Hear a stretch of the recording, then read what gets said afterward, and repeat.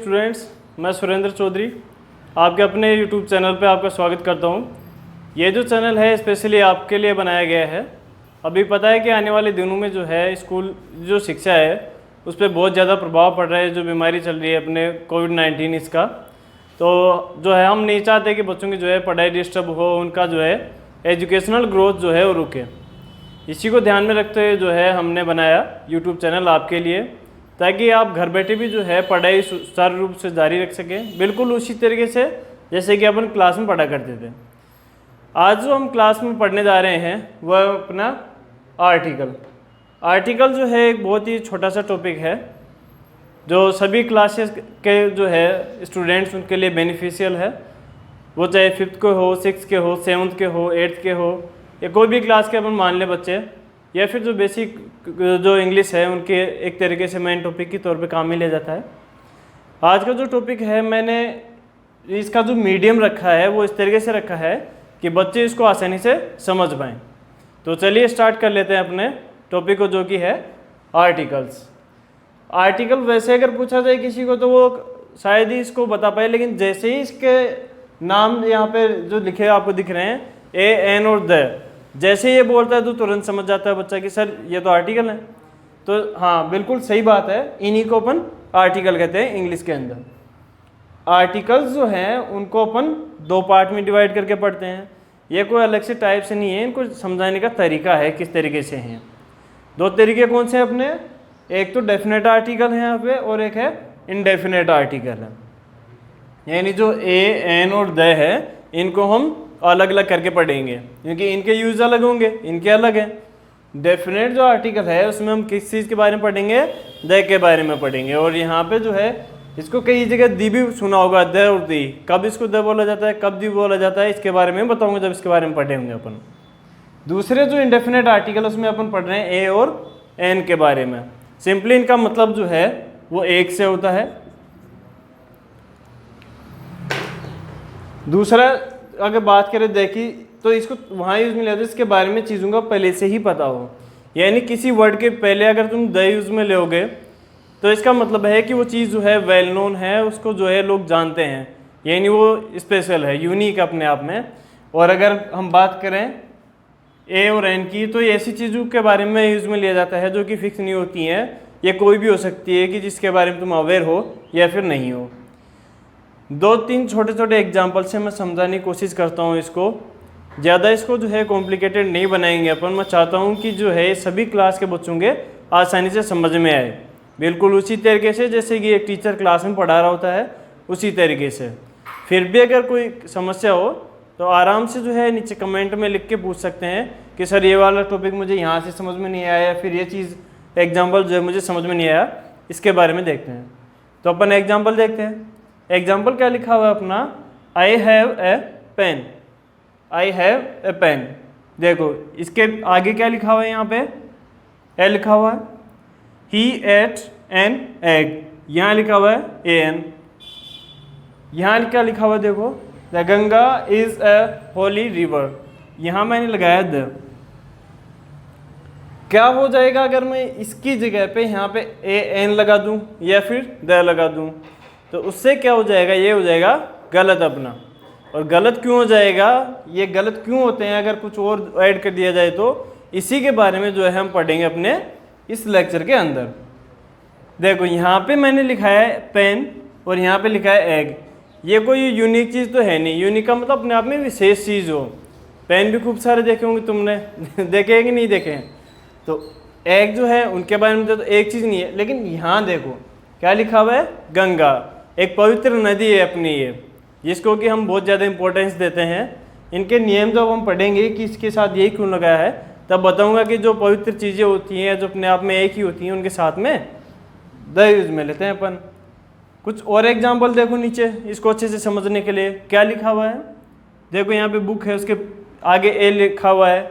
मैं बताऊँगा इसको कि कहाँ यूज़ में लेते हैं, क्यों यूज़ में ले रहे हैं। देखो कैट के आगे मैंने ए लगा दिया है, यहाँ पे ए लगा दिया है। अम्ब्रेला जो उसके आगे मैंने ए एन यूज़ में लिया है।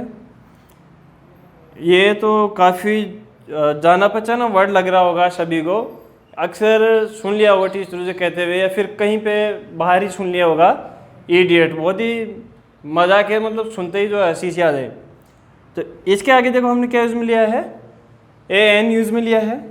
रामायण है, महाभारत है, जैसे कि बाइबल है, देखो उनके सामने क्या यूज़ में लिया अपन ने, द यूज़ में लिया है, क्योंकि अपने आप में क्या है, यूनिक हो। और अभी मैंने बताया था कि ये चीज़ें पवित्र भी है अपने आप में, तो इसी के लिए यूज़ में लिया है। अब इसके साथ में ए है, इसके साथ में द है, या ए एन है, ऐसा क्यों है? नीचे लिखी जो दो बातें हैं उनको अपन ध्यान से देखेंगे, ज़्यादा कन्फ्यूजन ना हो इसके लिए मैं एक बार दोबारा से बता रहा हूँ, आराम से ध्यान से सुनना जो मैं कह रहा हूँ उसको। इनको हमने डेफिनेट और इनडेफिनेट में सिर्फ इसीलिए डिवाइड किया गया है क्योंकि जो द है वो तो उन चीज़ों के बारे में बताता है जिन्हें पहले से पता हो, या फिर जो चीज़ें फिक्स हो, अपने आप में यूनिक हो, उनके बारे में। इनडेफिनेट जो है इसके लिए यूज़ में लेते हैं ए और एन, यानी ऐसी चीज़ें, इसकी क्वांटिटी वगैरह ऐसी चीज़ों के बारे में पता ना हो अपने को। एग्जाम्पल देखे थे अपन, इसमें अपन ने पेन के साथ में ए यूज़ में लिया हुआ है, यहाँ पे गंगा जो एक पवित्र नदी है उसके साथ में द यूज़ में लिया हुआ है, यहाँ पे एक के साथ में ए एन यूज़ में लिया हुआ है। ये टॉपिक ऐसा है जो कुछ तो अपने को पहले से आता है, कुछ डाउट्स होते हैं उनको क्लियर करने के लिए हम पढ़ा रहे हैं इस चीज़ को।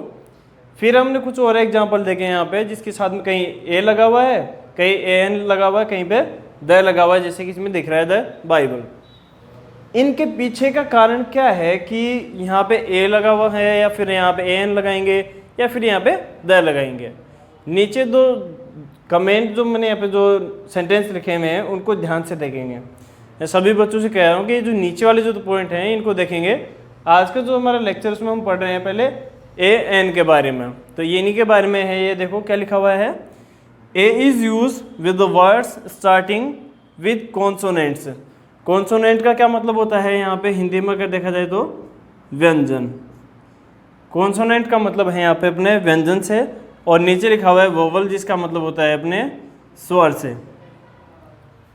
तो ए जो है वो तो उनके साथ में, वर्ड के साथ में यूज में लिया जाता है जिनका पहला अक्षर जो है स्टार्ट कहाँ से हो रहा है, कॉन्सोनेंट से, यानी वो व्यंजन से स्टार्ट हो रहा है। व्यंजन अपन जानते हैं ये क्या कौन कौन से हैं यहाँ पे।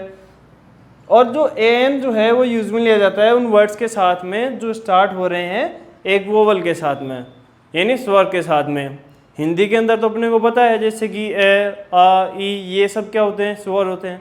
अब इंग्लिश में तो इतने सारे नहीं है, उनके अंदर इंग्लिश में अपने क्या हैं, 5 है अपने। कौन कौन से हैं, ध्यान से देखेंगे कि ये चीज़ अपने काम में आती हैं काफ़ी। जैसे हम प्लूरल वगैरह बनाएंगे ना, अपने एक चैप्टर हो रहा है उसके बाद में, तो उसमें ये चीज़ें देखेंगे, ए, ई, आई, ओ, यू, ये 5 वर्ड हैं जो अपने इंग्लिश में क्या काम करते हैं, वोवल का काम करते हैं। अब मैं उन्हीं एग्जाम्पल को जो हमने पहले देखे हैं उनको मैं दोबारा से बता रहा हूँ यहाँ पे, और देखते हैं कि क्या उनके पहला जो अक्षर है वो कॉन्सोनेंट था, या फिर वोवल था, या फिर जो है वहाँ पे कुछ और लिखा हुआ था। अगर ऐसा है कि अगर उसके पीछे कॉन्सोनेंट नहीं है और हमने ए एन लगा दिया तो गलत हो जाएगा। यहाँ पे पेन जो है देखो उसका पहला अक्षर है पी। अब कॉन्सोनेंट के बारे में बताया था तो व्यंजन यानी जो स्वर हैं 5, ए, ई, आई, ओ, यू, उनके अलावा जितने भी बच गए हैं अल्फ़ाबेट के अंदर जो लेटर्स हैं, अल्फ़ाबेट्स नहीं होते हैं, ध्यान रखना, अल्फ़ाबेट है, वर्णमाला। मोर देन 2 लैंग्वेज की जो है अगर होंगी तो अल्फ़ाबेट्स होंगी। अल्फ़ाबेट एक ही है, उसके अंदर 26 लेटर हैं, तो 5 वोवल हैं। उनमें से जो 5 के अलावा बच गया है वो क्या होंगे, कॉन्सोनेंट यानी व्यंजन होंगे। तो देखो यहाँ पे ये ना तो ए है, ना ई है, ना आई है, ना ओ, ना यू, उन 5 में से कोई सा भी नहीं है। लिखा हुआ हमने यही है कि अगर इन 5 के अलावा है तो हम उसके साथ में ए यूज में ले सकते हैं। अब कोई बच्चा पूछेगा कि सर ये क्यों यूज में लेंगे, मान लो एन तो नहीं ले रहे, द भी तो यूज में ले सकते हैं, बिल्कुल ले सकते हैं, लेकिन ये देखने की चीज़ ये है कि क्या स्पेशल चीज़ है क्या अपने आप में। पेन कोई एक ही तो होता ही नहीं है, ना ही कोई स्पेशल है, यहाँ पे कोई खासियत ऐसी है नहीं, इसके बारे में जोड़ी नहीं है, इसीलिए हम क्या यूज में ले लिया, हमने ए यूज में ले लिया है। अब यहाँ देखो ई, देखते ही अभी बच्चे बोलेंगे कि सर हाँ ये उनमें से ही है, उन 5 वर्ड्स में से जिन्हें हम वोवल यानी स्वर कहते हैं, उनमें से एक चीज़ है। तो देखो हमने क्या लगा दिया इसके साथ में, ए एन, तो ये भी अपना सही हो गया है और ये वाला भी सही हो गया है। लेकिन यहाँ देखो, अब यहाँ होने को तो व्यंजन है इसमें, लेकिन साथ में ये देखो ये अपने आप में यूनिक भी तो है। वो आपने बात करी थी ना कि जो पवित्र चीज़ें होती हैं उनके साथ में ये चीज़ यूज में ली जाती है। तो बस कंफ्यूजन करने वाली चीज़ यही है, द और ए आर्टिकल के अंदर कि यहाँ पे जो है कॉन्सोनेंट देख के तुम्हें तुरंत जो है ए लगाने की सोचती है कि हम सर ये लगा देते हैं सही हो जाएगा। बस इसमें ये भी देखना है कि क्या ये चीज़ अपने आप में स्पेशल है, क्या इसका कोई अलग इम्पोर्टेंस है, विशेष महत्व है, तो वो चीज़ देखनी है। यहाँ देखो बिल लिखा हुआ है, क्या है, क्या उनमें से है, AEIOU नहीं है, इसलिए हमने क्या यूज़ में ले लिया है, ए यूज़ में ले लिया है।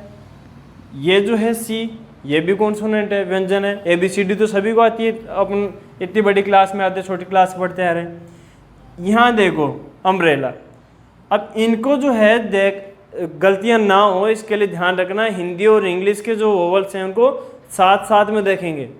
यहाँ पे देखो अगर मैं देखूँ तो ये पहला अक्षर तो क्या है, ये तो यू है। अगर ये देखा जाए तो ये तो ये से स्टार्ट हो रहा है ना, तो लेकिन ऐसा नहीं है। जब हम इसको पढ़ते हैं तो हम पढ़ते हैं अम्ब्रेला, तब देखा जाए तो ये किससे स्टार्ट हो रहा है, ए से, और ये हिंदी के अंदर क्या है, वोवल है, स्वर है, इसीलिए हमने क्या यूज़ में ले लिया, AN यूज़ में लिया है। ऐसे यहाँ पे देखो किससे स्टार्ट हुआ है, यहाँ पे स्टार्ट हुआ है ई से, इडियट, और वैसे देखा जाए तो आई जो कि इंग्लिश के अंदर वोवल है। ऐसे ही रामायण है, यहाँ पे ये आर जो है ये व्यंजन तो है, लेकिन साथ में ही देखो रामायण, महाभारत, बाइबल, ये सब चीज़ें जो हैं अपने खास इंपॉर्टेंस रखती हैं, इसलिए हम इसके साथ में क्या इसमें लेते हैं, द।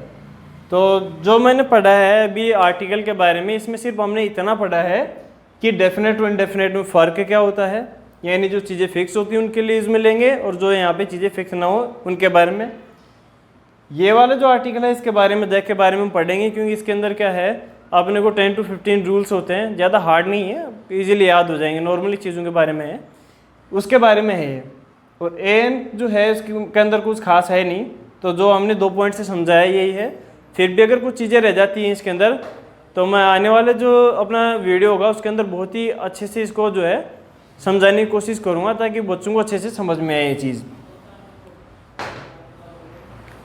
ये एग्जाम्पल देखे हमने, इसी के हैं यहाँ पे एन को समझाने के लिए।